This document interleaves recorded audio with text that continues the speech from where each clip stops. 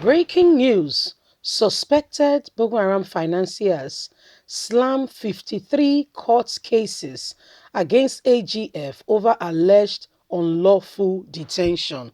You see, even the North is getting wiser.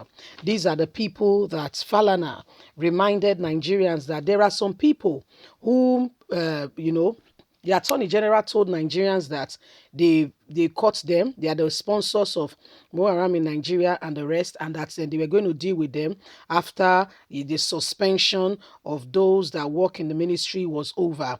And he asked Falana. Falana asked Attorney General of the Federation what happened to that case. The Attorney General could not say anything, and right now, those very same set of people are already, slamming the Attorney General of the Federation with court case, 53 precisely cases. They've lawyered up and they've said, you know what, let us deal with the Attorney General of the Federation. You see what is going on? They have to deal with him because, they are getting wiser and it's no longer business as usual. You see, when it's Sunday Igboho's aid, Nnamdi Kanu, he can keep them unlawfully and nothing is being done. Now that is in the north, these people that are financing terrorism in Nigeria are being allowed to go scot-free and nothing is being done on my people. Please don't forget to give us a thumbs up. Subscribe if this is your first time. Let's get all the details. Suspected Boko Haram financier slammed 53 cases against AGF over alleged unlawful detention. Some suspected financiers of Boko have dragged the Attorney General of the Federation, AGF, the Minister of Justice, Abubakar Malami, before the Federal High Court in Abuja, with 53 different suits challenging what they termed their unlawful detention by the government of Nigeria. In the cases instigated separately, the alleged financiers are claiming that the federal government is violating their individual fundamental human rights by detaining them beyond the stipulated constitutional period and without initiating criminal charges against them for whatever crime they have committed. They are seeking an order of court to terminate their alleged unlawful incarceration and monetary compensation from the government for curtailing their rights to freedom of movement in breach of their constitutional guaranteed rights and losses in their businesses. Plainants who have been in the custody of security agencies for over a month in the borough, the change operation alleged to have been using their services advance the cause of Boko Haram terrorists in Nigeria, are the ones suing the Nigerian government. The AGF is, however, claiming that the plainants were hung into detention on account of their alleged offering materials and financial support to the dreaded group, unleashing mayhem on Nigerian citizens, mainly in the southeast part of the country. Malami, a senior advocate of Nigeria's son, alleged that the plainants have been providing financial and resources to the terrorists, thereby sustaining them in the crime habitation against the government's fight on this act. The AGF further claimed that the suspects are being detained on the valid order of courts pending complaints of investigation into their activities to determine the level of their involvement in the very said case. However, the Federal High Court, where their case were listed for mentioning before vacation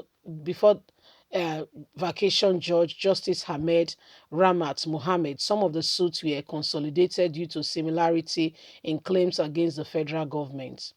Justice Mohammed, whose period as a vacation judge terminates today, is set to proceed for a National Assembly outside Nigeria, fixed September 1st, 2021, for further mention of the matter. He ordered parties in the suit to file and exchange processes as requested by the law to facilitate quick determination of issue in disputes. Malami had, during the last Eid, told the media inside the presidential villa that the 40 alleged financiers of the Boko Haram suspects have been found and promised that the Federal Ministry of Justice will put them to trial after the completion of the interrogation. So, my people, now so the matter they hit us. Abubakar Malami don't tell Nigeria and say they go do something about and say now these people now they destroy Nigeria, now they commit one crime or the other. When Falana son, confronted him by saying, "What's going on? What's really happening here? The people that are supposed to be in custody, how come they are free? How come they are walking around?" The guy had no choice but to, quickly try to make amends and try to make it look like he was saying something. The truth of the matter is, we are greatly deceived in Nigeria by this set of people. Do you know what they are filing for? They are filing that the government will pay them. They've lost money. They've done this. They've done that. Let me tell you something. Listen, guys. The government at the end of the day will give them huge amounts of money.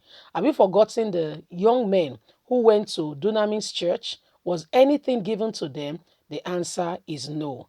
But this is what they do. Okay, when you look at Nigerian government closely, there are indications that this country is using every scheme legally possible to ensure that they carry out their evil atrocities. It is sad to let you know that those in government today are aiding, supporting the evil that is going on in Nigeria. And let me tell you that unless Nigerians rise up to the occasion. And rising up is us voicing out together, saying this is enough, enough is enough. We know the tactics and all that is going on. Letting them know, brings them to that place called shame, where they will they become careful of the steps that they are taking. Other than that, they would take the people for a ride and go ahead and begin to implement their evil atrocities and plans. Nigeria today was not like this before. The current administration, their values and what they want is clearly written all over the government, and you can see how they relate and how they interact with Nigerians because they have an agenda. And these people that they are talking about are the people whom they have reliable information are the sponsors of this said group. Yet, can I interest you to say that nothing might come out of this? Nothing may come out of this, but we'll wait and see. We give them what we call benefit of a doubt, that they will rise up to the occasion and do the needful. Anyway, my wonderful people, Nigeria needs a re-overhauling. We don't want anybody who has ever been in government before. We need fresh perspective altogether. If something is going to come out of this, leave us a comment. Please don't forget to like us, share, subscribe. Click on the notification button so you can get all our latest news. Remember, you have a voice. Let it count. Let no one intimidate you. God bless you. Have a fantastic day. Bye for now.